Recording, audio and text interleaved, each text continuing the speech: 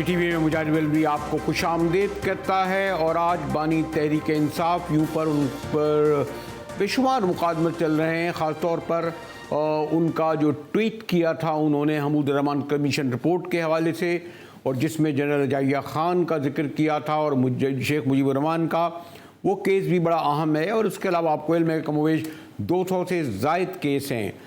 लेकिन आज दूसरी बार बानी तहरीक इंसाफ वीडियो लिंक पर पेश हुए। ये ठीक है कि और है भी बड़ा हसास केस है, इसलिए इसकी लाइव कवरेज तो नहीं दिखाई गई।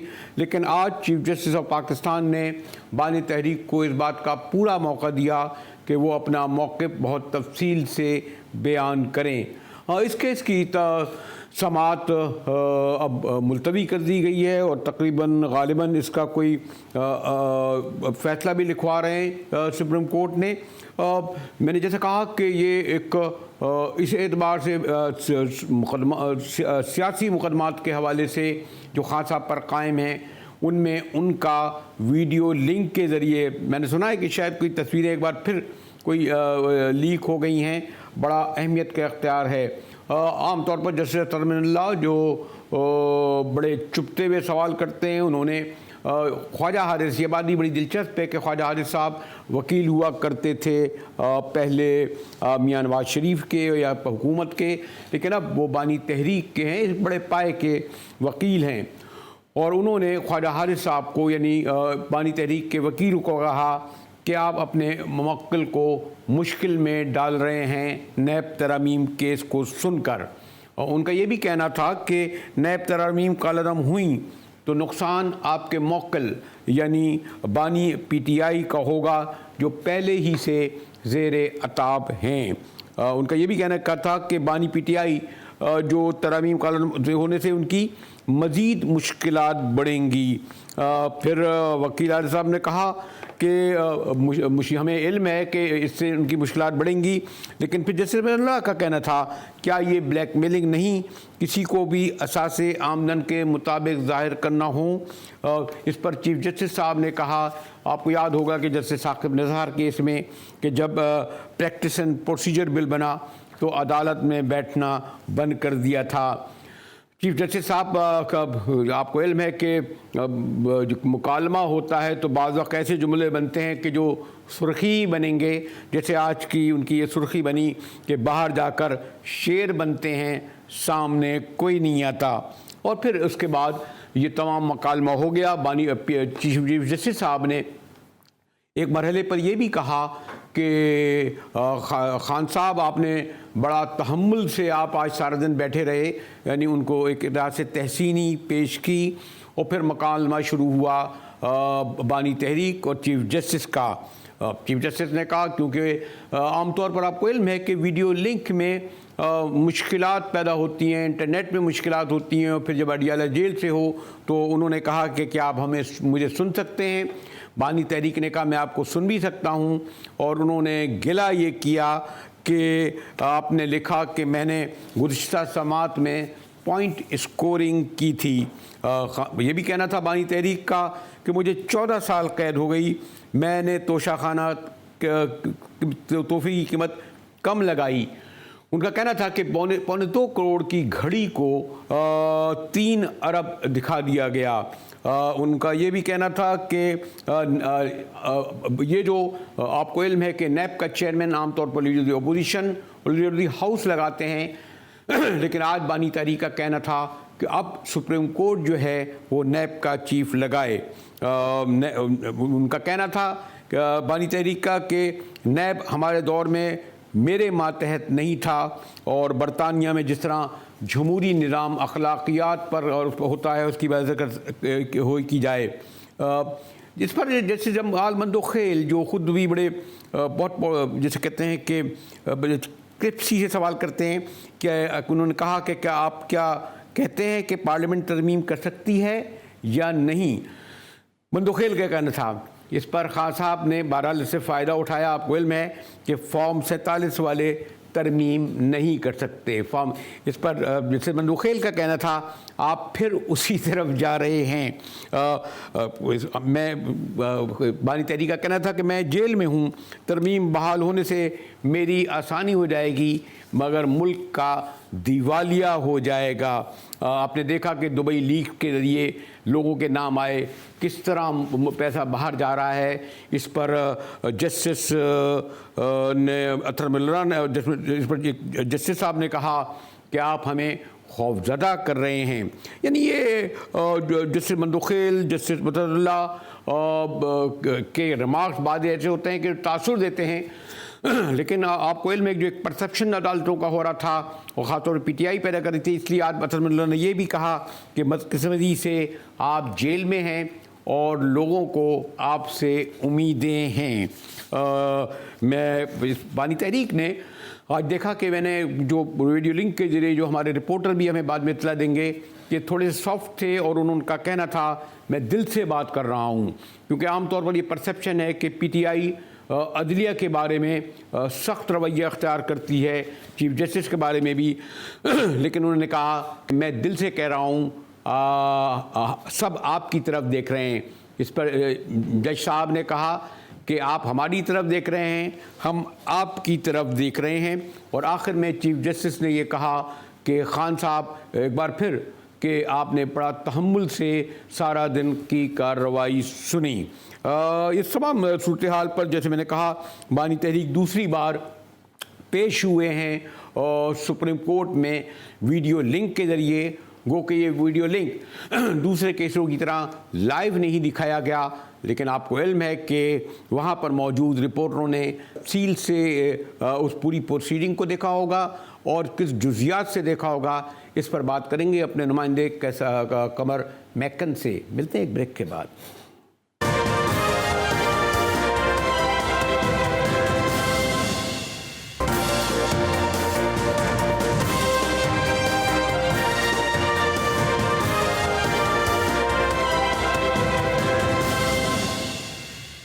GTV में एक बार फिर मुजाहिद वली आपको खुशामदीद कहता है। और गो के लाइव नहीं दिखाया गया, लेकिन बहरहाल बानी तहरीक इंसाफ वीडियो लिंक के ज़रिए दूसरी बार चीफ जस्टिस ऑफ पाकिस्तान की अदालत में नैब तरमीम केस में पेश हुए।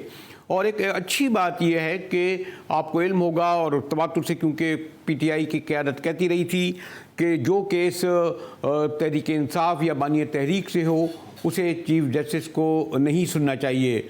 लेकिन 11:30 बजे से कोई शाम 5:30 बजे तक वक्फे के साथ ये केस सुप्रीम कोर्ट में चला और बानी तहरीक के रवैये को खराज तहसीन कहूँगा या उनका जो चीफ जस्टिस का ये रिमार्क्स काफ़ी इंटरेस्टिंग था कि खान साहब आज आप सारा दिन बड़े तहम्मुल से बैठे रहे, क्योंकि आखिर में उन्हें इस बात का मौका दिया गया। बड़ा मायने बहुत ही मैंने कहा ना जो मामूली चीज़, क्योंकि बहरहाल बानी तहरीक कोई 310 दिन से जेल में हैं और पिछली तस्वीर एक लीक हुई थी। इस बार क्या हुआ, कंबर जैदी वहाँ मौजूद थे। कंबर शुक्रिया आपने में ज्वाइन किया। बड़ी तवील आज जो है वो प्रोसीडिंग रही और दूसरी बार पेश हो रहे थे, तो क्या पहले तो ये मुझे बताइए कि एक्साइटमेंट कम था, उनके हामी, उनके फैमिली वाले कौन कौन लोग मौजूद थे, वकला की बहुत बड़ी गैर मामूली तादाद थी, क्या सूरत हाल थी कंबर? मुजाहिद साहब बहुत शुक्रिया। आज इमरान खान साहब के अपने फैमिली मेम्बर्स अलीमा खान साहिबा मौजूद थी, कुछ PTI के सेनेटर्स भी मौजूद थे, फैसल जावेद साहब मौजूद थे, लेकिन जो है आज गैर मामूली रश नहीं था, क्योंकि इमरान खान साहब की ये दूसरी पेशी थी वीडियो लिंक के ज़रिए। एक्सपेक्ट नहीं किया जा रहा था कि आज भी इमरान खान साहब जो है वो बोलेंगे, लेकिन चीफ जस्टिस ऑफ पाकिस्तान ने इसे हम कह सकते हैं कि गैर मामूली तौर पर तवील समाअत हुई है और वो इस वजह से हुई है कि आगे बेंचेस अवेलेबल नहीं थे। खान साहब ने फिरोज़ी कलर की शर्ट पहनी हुई थी और तकरीबन 11:30 बजे से लेकर 4 बजे तक खान साहब बिल्कुल खामोश बैठे रहे, जिसकी चीफ जस्टिस ऑफ पाकिस्तान ने खुद तारीफ़ की कि आप बड़े तहम्मुल के साथ सुनते रहे। लेकिन जब इमरान खान साहब के बोलने का मौका आया, पहले के आगे जाऊँ आपसे ये भी मालूम करूँ कि पिछली बार आपको याद होगा कि जब उन्होंने वीडियो लिंक के जरिए पेश हुए थे तो उनकी एक तस्वीर लीक हो गई थी, जिसमें वो ब्लू यानी नीले रंग के कपड़े पहने हुए थे, और फिर बड़ी इसकी तहकीकात भी हुई।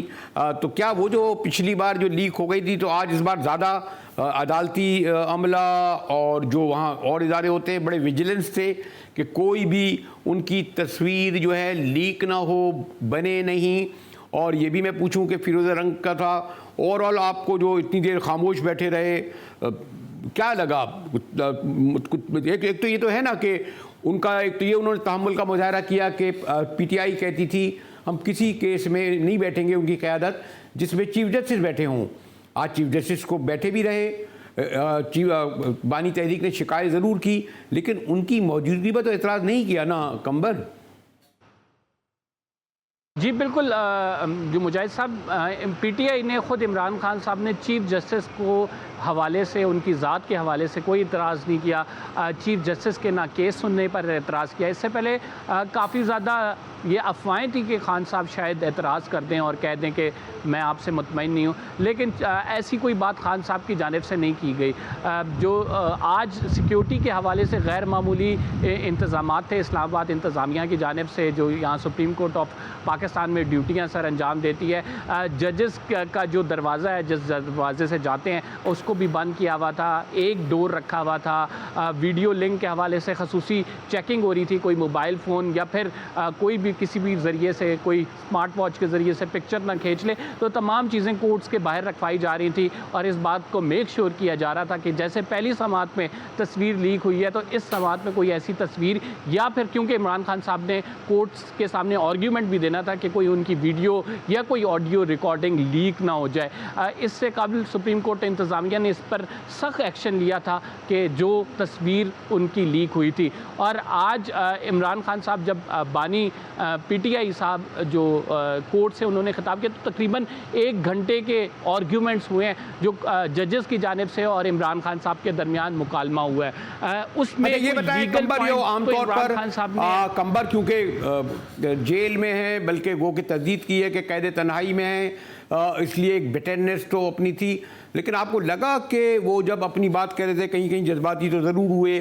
उन्होंने चीफ जस्टिस से शिकायत भी कि आपने मुझ पर कहा था कि मैं पॉलिटिकल स्कोरिंग कर रहा हूँ, लेकिन ओवरऑल आपको क्या लगा?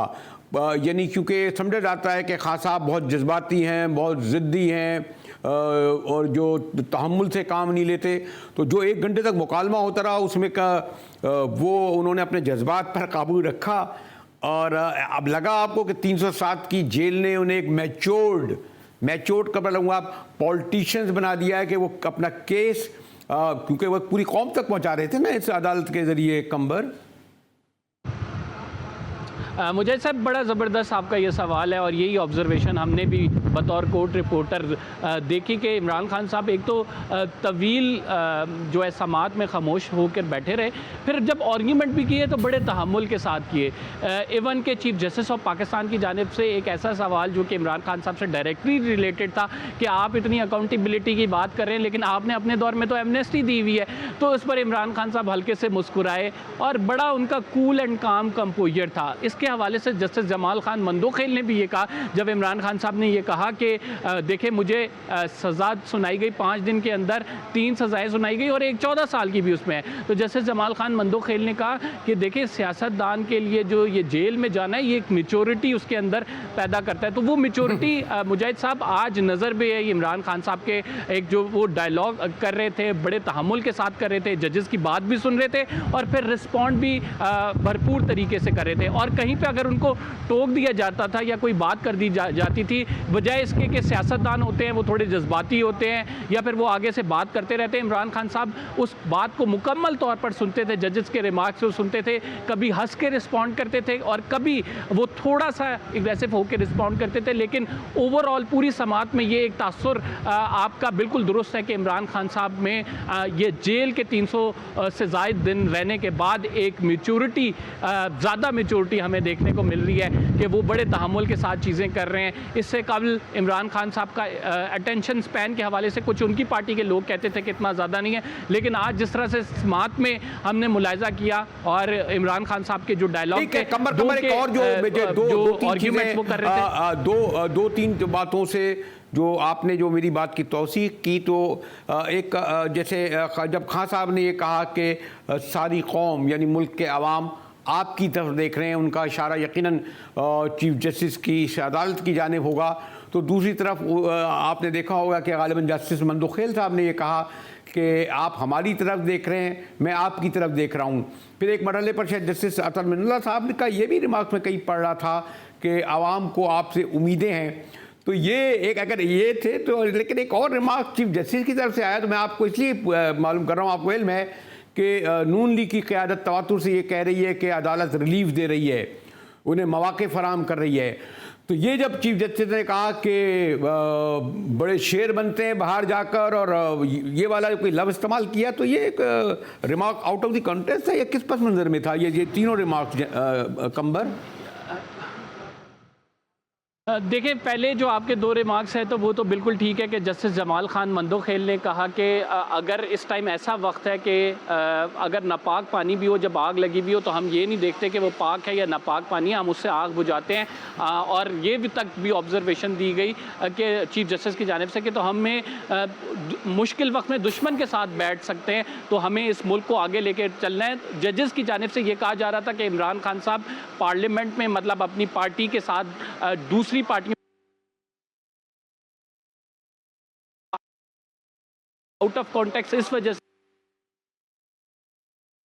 जी कंबर जी सॉरी कंबर जैदी इस वक्त सुप्रीम कोर्ट से बराह रास्त हमसे गुफ्तगू कर रहे हैं। कुछ टेक्निकल वजूहात ही हो सकती हैं, लेकिन कंबर आपको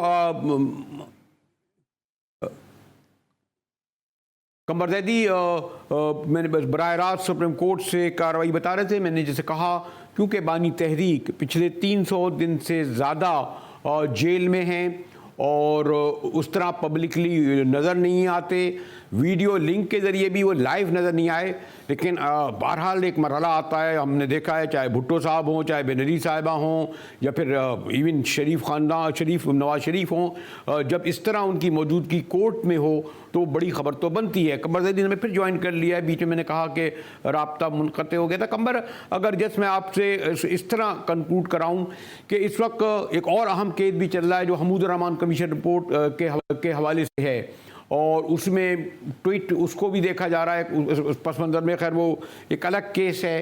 तो ये मजबूरी तौर पर ग़ालिबन जो 203 केसेस हैं, ये आज कहीं सवाल तो नहीं उठा कि और केसों को, जैसे पिछला जो केस था जिसमें लाइव वीडियो लिंक के ज़रिए दिखाया गया था, आज फिर लाइव नहीं हो सका, इसकी ये डिस्कशन कोई में आया या ये बात एक्सेप्ट कर ली बानी तहरीक ने कि कंबर के अगर वो लाइव नहीं भी दिखाया जा रहा तो इसी तरह चलेगी? जो मुजाहिद साहब, ये तो बानी तहरीक ने इस बात का शिकवा किया चीफ जस्टिस ऑफ पाकिस्तान से कि मैंने आपका ऑर्डर पढ़ा और तमाम केसेस की लाइव स्ट्रीमिंग होती है, लेकिन मेरे केस की चूंकि मैंने आना था तो लाइव स्ट्रीमिंग नहीं हुई। क्या मैं कोई खौफनाक करैक्टर हूँ? क्या मेरे वजह से कोई इंतशार फैलेगा? तो मुझे क्यों नहीं लाइव स्ट्रीमिंग का मौका दिया गया? मैं भी अपनी बात किया गया। देखें, आपने मेरा ख्याल से हमारे ऑर्डर को सही तरह पढ़ा नहीं है। बहरहाल हम यहाँ पे इस वजह से नहीं बैठे कि अपने ऑर्डर्स के हवाले से वजाहतें दें, ये अदालत है। फिर इमरान खान साहब ने भी ट्वीट किया कि आपके जो ऑर्डर है उससे मुझे तकलीफ पहुंची कि मुझे क्यों नहीं मौका दिया गया, मेरी जात के हवाले से क्या ऐसी बात है? जिस पर चीफ जस्टिस ने कहा अगर आपको उस ऑर्डर से कुछ मसला है तो आप बहुत लंबी चली, अगर मैं आपसे गुफ्तगू कर दूंगा, लेकिन एक तरह मैं मालूम करना चाह रहा था जिसको शायद हम इतनी अहमियत नहीं दे सके कि एक मरहले पर फारूक नाइक जो आमतौर पर जरदारी साहब के वकील होते हैं, मुल्क के चेयरमैन सेनेट भी रहे, बड़े अहम उहदों पर रहे, क़ायम मक़ाम सदर भी रहे, तो वो उनको आगे जब चीफ जस्टिस से किया कि पार्लियामेंट हैं, इस पर मैंने शायद मैं और स्लिप हो गया, ये क्या मरहला था और जिसकी वजह से फारूक नाइक का नाम आया?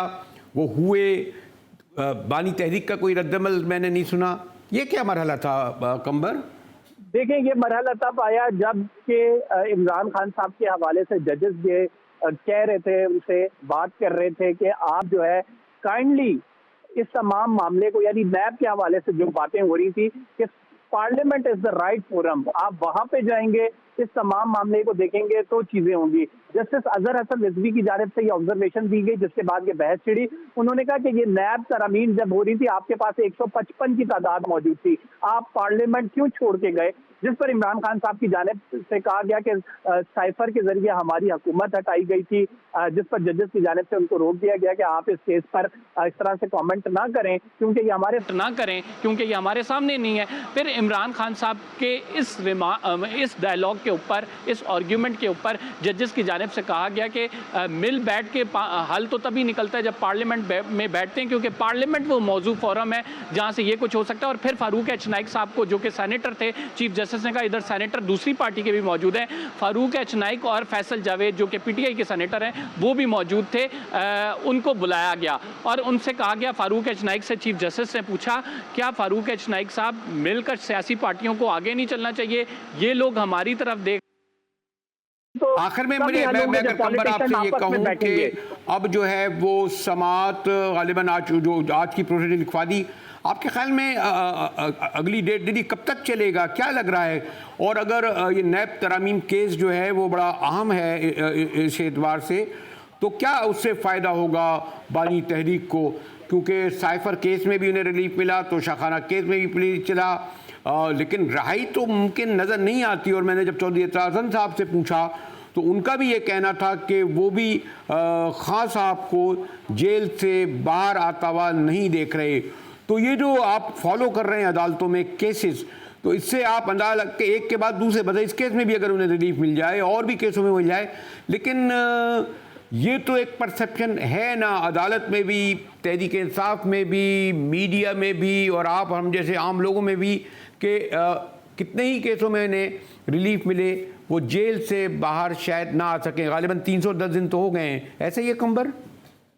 जी बिल्कुल मुजाहिद साहब, ये बिल्कुल दुरुस्त इंप्रेशन है कि इस हवाले से मुख्तलिफ हल्कों में बातचीत भी हो रही है, मुख्तलिफ वकला से भी हमने बात किया, पार्टी लीडरान से भी। तो इमरान खान साहब इतनी जल्दी बाहर आते हुए दिखाई तो नहीं दे रहे, लेकिन एक आज जो जजेस के हवाले से जो इशारतन बात की गई, वो ये बात की गई कि ये तमाम चीज़ें जो है डायलॉग्स के जरिए होनी चाहिए, और डायलॉग्स का बेहतरीन जो आप ये कह सकते हैं कि प्लेटफॉर्म है वो पार्लियामेंट है। तो बार बार जजेस की जानिब से ये कहा जा रहा था कि पार्लियामेंट के फोरम को इस्तेमाल किया जाए। अब जो है ये वाला केस है और दूसरे केसेस भी हैं। मैंने कहा ना कि शुक्रिया कंबर जैदी, आपने बहुत अच्छी तरीके से कोशिश की कि तस्वीर कशी की जाए, क्योंकि कैमरे की आंख तो दिखा नहीं रही थी। लेकिन आज मैंने जैसे कहा कि अच्छी ये बात है कि पीटीआई और बानी तहरीक जो मुसलसल चीफ जस्टिस को टारगेट कर रहे थे, अदालतों को टारगेट कर रहे थे, लेकिन ख़ास तौर पर चीफ जस्टिस को कहा कि वो किसी ऐसे केस में नहीं बैठे जो बानी तहरीक या पीटीआई से मुतालिक हो। आज सारा दिन उन्होंने तहम्मुल से काम लिया और ख़ुद वहाँ जो बैठे हुए कॉरेस्पॉन्डेंट का कहना था, नुमाइंदों का कहना था कि वो बड़े मैच्योर्ड तरीके से बिहेव भी किया, सवालों के जवाब भी दिए और खुशउस्लूबी से पूरी अदालती कार्रवाई जो 6 घंटे पर मुहित थी जारी रही। ब्रेक के बाद आएंगे तो एक बहुत और अफसोसनाक केस जो इस वक्त कराची की अदालत में चल रहा है, सारिम बन्नी जो इंसानी खिदमत के हवाले से मशहूर थे, उन पे ये FIA ने केस बनाया है कि वो बच्चों की, नौमौलूद बच्चों की स्मगलिंग में मुलव्विस हैं और ख़ास तौर अमेरिकन तहकीकाती इदारों ने उसकी जानिब निशानदही की थी। बात करेंगे एक ब्रेक के बाद, हमारे साथ रहिएगा।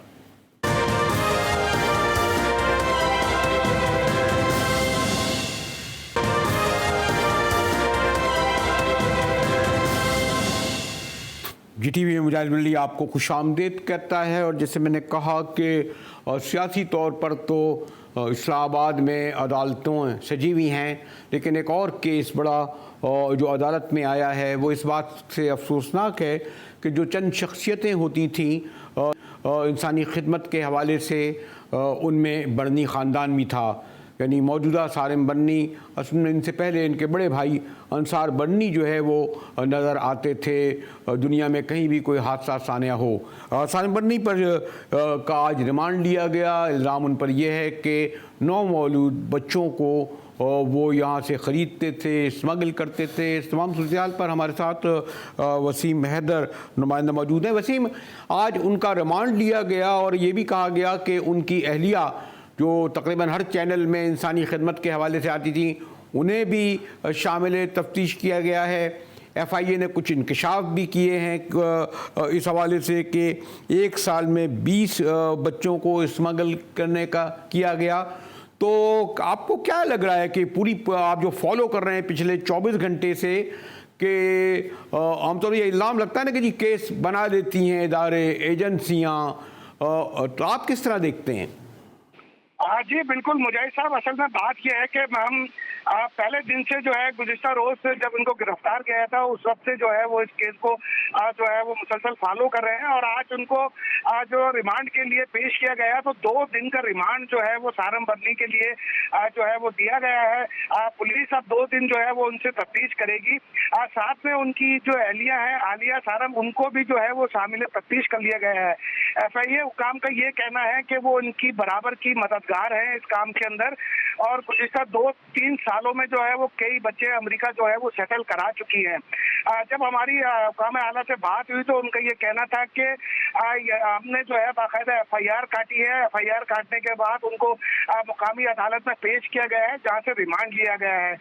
दूसरी जानिब जो सालम बन्नी का हेड ऑफिस है पुरानी सब्जी मंडी पर, जब हमारी वहाँ पर उनके स्टाफ से बात हुई, खासतौर पर जो उनकी CEO है उनसे जब हमारी बात हुई थी तो उनका ये कहना था कि ये इल्जाम है हम पर अभी तक जो है वो साबित नहीं कर सके और ना ही साबित कर सकेंगे, क्योंकि सालिम बन्नी गुज़िश्ता 3 सालों से इंसानी खिदमत के हवाले से जो है वो अपनी नहीं, लेकिन वसीम एक बात तो है ना कि जो उनकी गोद में जो तस्वीर हम देख रहे हैं नौमौलूद बच्चे भी होते हैं। ये वाली बात भी है कि नौमौलूद बच्चों को बाहर तो भेजा गया होगा, लेकिन इसमें अहम बात यह है कि जो नौमौलूद बच्चे होते हैं, आपको तो इल्म है कि उन बच्चों को, हमें नहीं इल्म के किस तरह लिया गया, बहरहाल उनके जब वीज़े लिए गए होंगे तो आमतौर पर इंटरव्यू होते हैं ना माँ से या बाप से, तो ये हम और फिर एक पासपोर्ट उनका होगा, एक पूरा प्रोसीजर होता है।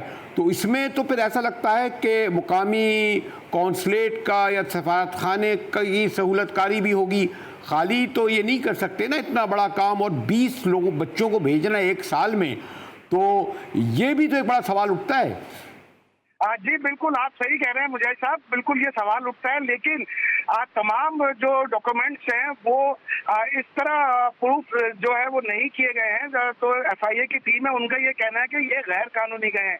जबकि सालिम बन्नी ने जो अपने एक वीडियो बयान में जो गुज़िश्ता रोज दिया गया था उसमें ये कहा था कि मैं तमाम बच्चों को कानूनी तौर पर और जो है वो बाहर लेकर गया हूँ। और लोगों का ये कहना है कि सालिम बन्नी की जो टीम है गुगला की, उनको जो है वो मिलने नहीं दिया जा रहा ताकि वो सालिम बन्नी से बात करने के बाद जो है वो इस केस की पैरवी कर सके। जी नहीं, लेकिन वसीम मैंने फिर आपसे कहूँगा कि इसमें खाली यानी ये तो नहीं समझ रहा था, आपको इल्म है कि बदकिस्मती से पाकिस्तान या सब कॉन्टिनेंट में जो गुर्बत है, जो अफलास है, उसके सबब पहले ये जो ईजी होम में याद है ना कि वो झोली में डिब्बों में मिलते थे बेचारे, सड़कों पे बच्चे मिल जाया करते थे, ख़ुदकशियाँ कर लेते थे या मार देते थे। ये तो है, तो उनको अगर एक 10 लाख रुपए मिल जाते थे कि उनका बच्चा जो है वो अमेरिका चला जाएगा, फिर उसका मुस्तकबिल महफूज हो जाएगा, तो ये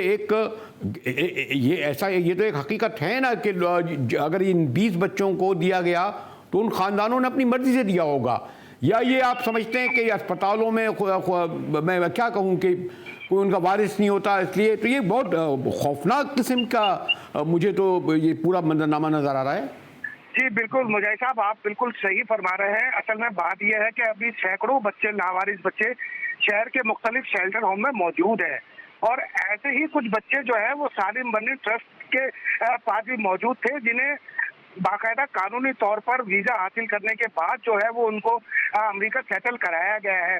आलिया जो उनकी अहलिया है सालिम बन्नी की, उनका ये कहना था कि कोई भी बच्चा हम गैर कानूनी तौर पर यहाँ से नहीं लेके गए हैं, और उनका ये भी कहना था कि ना मुझे ना मेरी वकला टीम को उनसे मिलने दिया जा रहा है।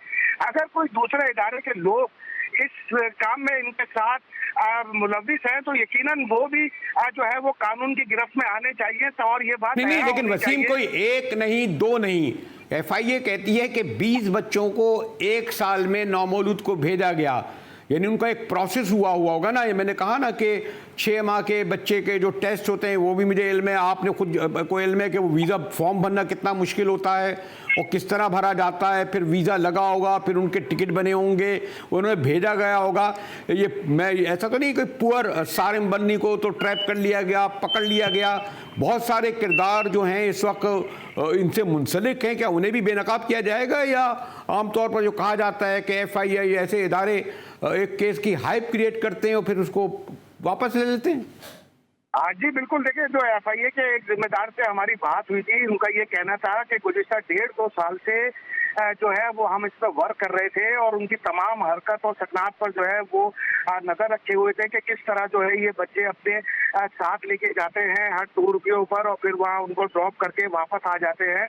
उनका ये कहना था कि अगर इसमें कोई भी इदारे के लोग मुलविस हुए तो उनको भी गिरफ्त में लिया जाएगा, चाहे वो कहीं से भी ताल्लुक रखते हो। और इनकी ये तहकीकात और तफ्तीश जो है वो सिर्फ FIA नहीं कर रही बल्कि अमेरिकी की जो तफ्तीशी टीम है वहाँ की, उन्होंने भी बाकायदा एक दरखास्त के जरिए रिक्वेस्ट लेकिन वसीम आपको ये उनका मौक़िफ़ FIA का इसलिए हमें और आपको मुतमईन नहीं करता कि आपको इल्म है कि जो इमिग्रेशन है आमतौर पर यहाँ से आप दुबई भी जाएं या कोई ऐसे मुल्कों में जो बहुत अहम ना हो, नेपाल वगैरह, वो भी बड़ी पूछते हैं। इसमें कतई तौर पर मैं समझता हूँ कि जो इमिग्रेशन का जो है वो भी पूछता होगा ये बच्चा कहाँ है, इसका पासपोर्ट कैसे लगा, फिर और 1.5 साल से ये सब कुछ देखते रहे। यानी इंटरेस्टिंग बात है कि 20 बच्चे देखने के बाद अब वो कह रहे हैं कि जी हमने पकड़ लिया। ये तो अमेरिकन तहकीकाती एजेंसी के बारे में कहा जाता है कि उन्होंने तवज्जो दिलाई, इसलिए मुकामी इदारे और एजेंसियाँ अपने को बरीअतमा नहीं करार दे सकते। वसीम जी बिल्कुल ऐसा ही है मुझे साहब, जब उनकी तवज्जो इस दायरे दिलाई गई गैर मुल्की एजेंसी के जरिए तो उनको ये ख्याल आया कि हाँ ये तो काम हो रहा है, और फिर उन्होंने जो है वो सालिम बर्नी को जो है वो पाकिस्तान पहुंचने पर गिरफ्तार कर लिया। जबकि सालिम बर्नी ने जो गुज़िश्ता रोज अपना वीडियो रिकॉर्ड मोबाइल पे मार्केट किया था, उसमें उनका ये कहना था कि मैंने तमाम बच्चों के वीजे बाकायदा कानूनी तौर पर हासिल किए, तमाम डॉक्यूमेंट उनके जमा कराए हैं। लेकिन ये किस तरह एयरपोर्ट से जो है वो तमाम प्रोसीजर पूरा करने के बाद गैर मुमालिक रवाना होते हैं, किस तरह जब वहाँ बच्चों को ड्रॉप करते हैं, किस तरह यहाँ आ रहे हैं, इसके बारे में जो है वो FIA मुकम्मल तौर पर जो है वो तहकीकात कर रही है। जी शुक्रिया वसीम हैदर। वसीम हैदर, जैसे मैंने कहा कि इंसानी स्मगलिंग या मनी लॉन्ड्रिंग एक बड़ा मसला है, लेकिन बच्चों की इस तरह स्मगलिंग करना कितना बदनामी का बाइस बना, और ख़ास तौर पर इंसानी खिदमत के हवाले से अगर वाकई हो सकता है ये साबित ना हो, क्योंकि जब तक अदालत साबित ना करे बड़ा अफसोसनाक ही अमर चला जाएगा। इसी के साथ ही GTV से मुजाहिद बेली को इजाज़त दीजिए।